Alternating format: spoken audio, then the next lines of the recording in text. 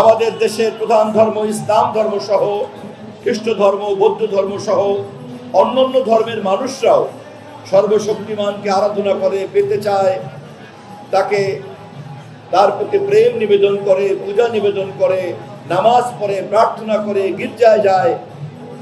এই তৎপরতাকেও ইসকন এবং এই রথযাত্রার অনুসারীরা আপনারাও সম্মান করেন এবং শ্রদ্ধা করেন। অতএব একথা পরিষ্কার, প্রকৃত ধর্ম বিশ্বাসীরা অন্য যে কোনো ধর্ম বিশ্বাসীকেই তার বিশ্বাসকে সম্মান করেন, কেননা তারা সকলেই ঈশ্বরের প্রেমিক। আমি শাশ্বতকালের এই বাণীকে স্মরণ করিয়ে দিচ্ছি আজকের আপনাদের এই মহা উৎসবের মধ্য দিয়ে। কিন্তু খুবই দুর্ভাগ্যজনক, কেউ কেউ আমাদের ধর্ম বিশ্বাসকে পুঁজি করতে চায়।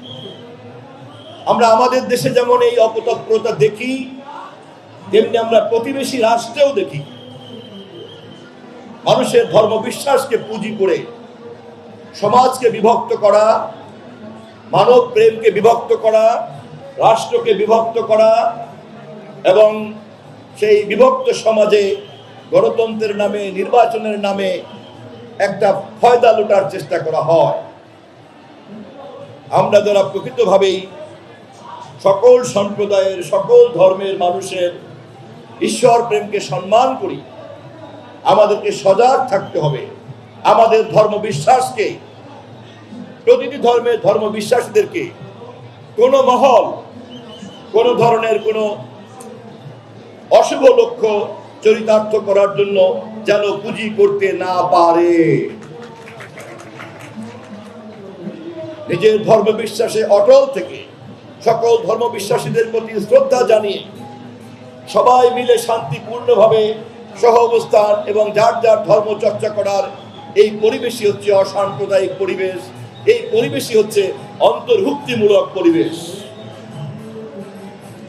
আমাদের নেতা, বাংলাদেশের সবচেয়ে গ্রহণযোগ্য নির্বাচনের নির্বাচিত প্রধানমন্ত্রী দেশনায়ক তারেক রহমান নির্বাচনে নির্বাচিত হওয়ার আগেই জনগণকে জানিয়েছেন, আমাদের দেশে ধর্মের ভিত্তিতে আমরা কোনো ভাগাভাগি হতে দেব না।